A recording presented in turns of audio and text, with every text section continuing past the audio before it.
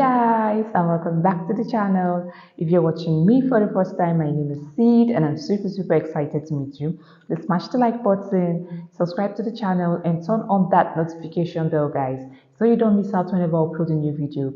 To my returning subscribers, I love you guys so much. Thank you guys for always tuning in. Guys, we're checking something from the Philippines today, and this one is titled The Philippines Warship.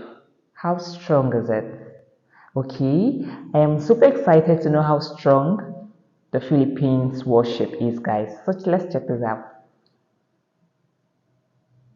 Over the decades, the Philippines has continuously recognized the need to bolster its naval strength. It has acquired warships, frigates, anti-ship missiles, and even a possible submarine acquisition costing hundreds of millions of dollars. These became essential because of the changing geopolitical scenarios, regional threats, and the country's inherent vulnerability to external pressures. In recent years, especially since the adoption of Armed Forces of the Philippines Modernization Act or Republic Act 7898, saw an ever-increasing push from incumbent presidents to adopt and acquire newer, better, and more grandiose military equipment. But the most important facet of today's video will not discuss the entire AFP Modernization Act, but rather the Philippine warship programs. The Philippines Navy program has been actively acquiring warships left and right, and these warships aren't just any small time for reputation purposes only. No, they are big, costing billions of pesos to acquire. They are arguably enough to slowly show that the Philippines is serious about defending its territory, especially against China. One should also look at it from an economic and industrial point of view. These warships do not just represent the Philippines keen on defending its territory, they represent that the Philippines can and will acquire arms if it needs to, and it also shows that the Philippines is no longer an archipelago country off the coast of Southeast Asia.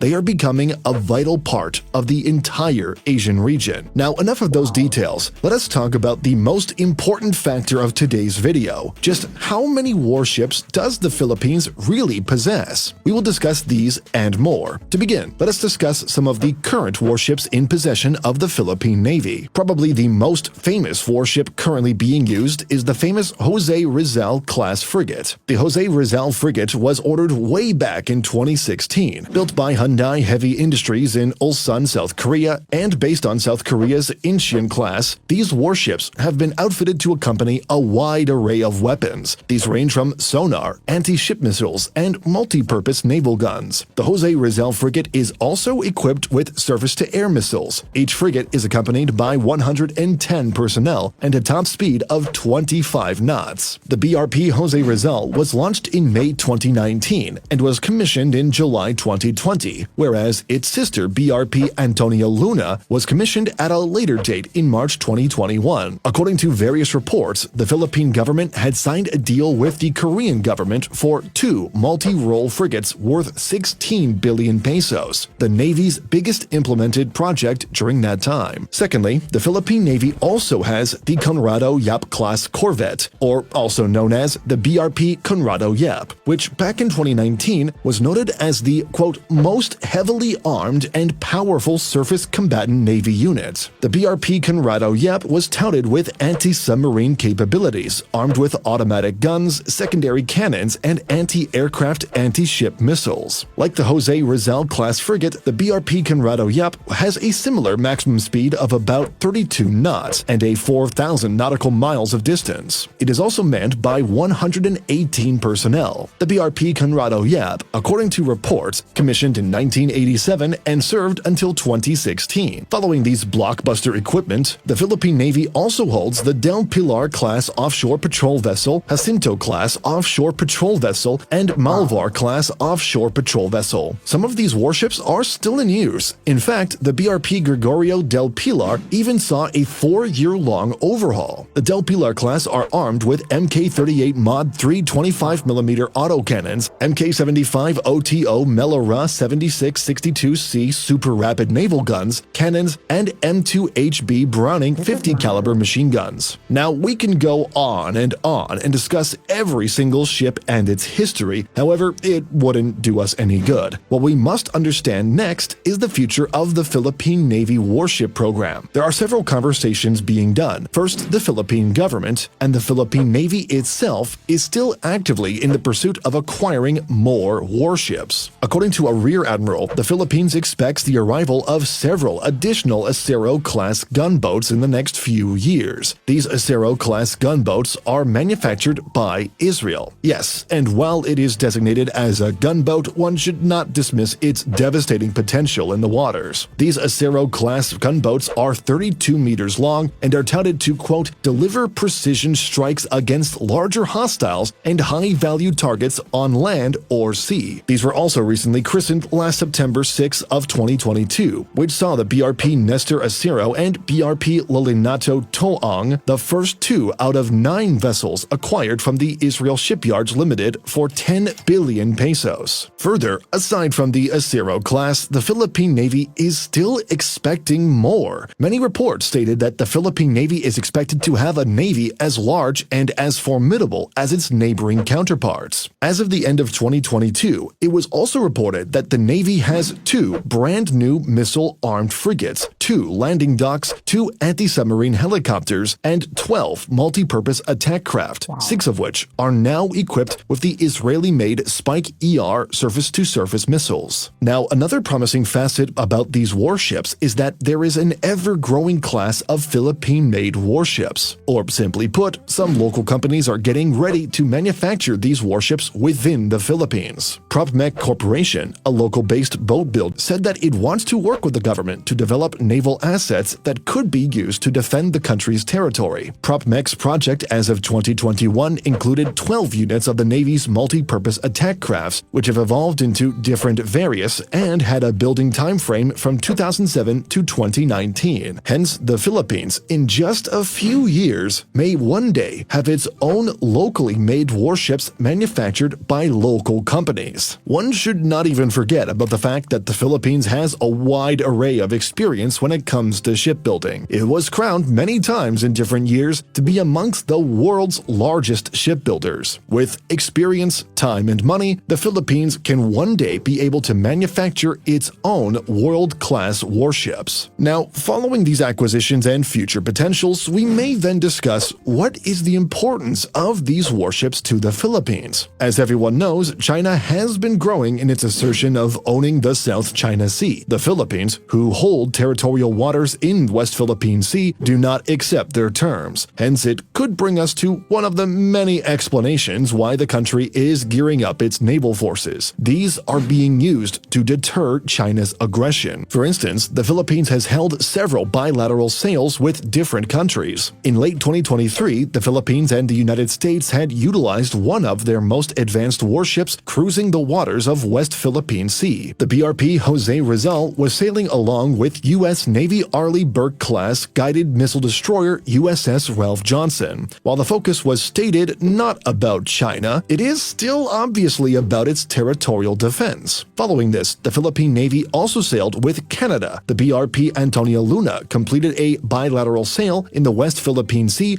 with Halifax-class frigate HMCS Ottawa of the Royal Canadian Navy. Will these help end the provocations of China in the West Philippine Sea? Well, likely it won't, but as time goes on, it is more than possible to see larger and more powerful warships equipped by the Philippines, sailing alongside with other countries seeking to assert their territorial rights. Now, let's talk about the actual benefits of these aside from national defense. Most people often think that warships are just for bolstering a country's naval capabilities. Well, it's more than that. You see, these warships are a national pride. It showcases the country's commitment to safeguarding its territories boundaries and interests. Secondly, control and protection of maritime trade routes, safeguarding fishing zones, and ensuring unhindered exploration of offshore hydrocarbon resources translate to potential revenue streams. These warships can help the Philippines assert its rights in disputed areas, ensuring that resources that rightfully belong to the nation are not lost to encroachments. But like every benefit, we may still need to talk about the costs. The initial procurement of warships is just the beginning. These advanced vessels come with a recurring cost for maintenance, manpower, training, and armament upgrades. And finally, there are also opportunity costs. Economic decisions always come with trade-offs. Funds directed towards naval upgrades are funds that might not be available for other vital sectors like education, healthcare, or infrastructure. But while there are both benefits and costs, one must still never disregard the balance to all of these. If the Philippine government can balance its acquisition and protection of the land to the cost, then it is all worth it. But anyway, do let us know what you think. Thanks for watching.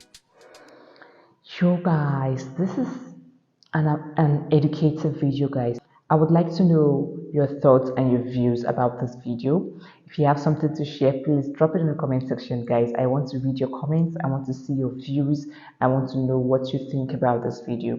If you have any suggestions or recommendations, always drop it in the comment section guys. See you guys in my next video. Bye.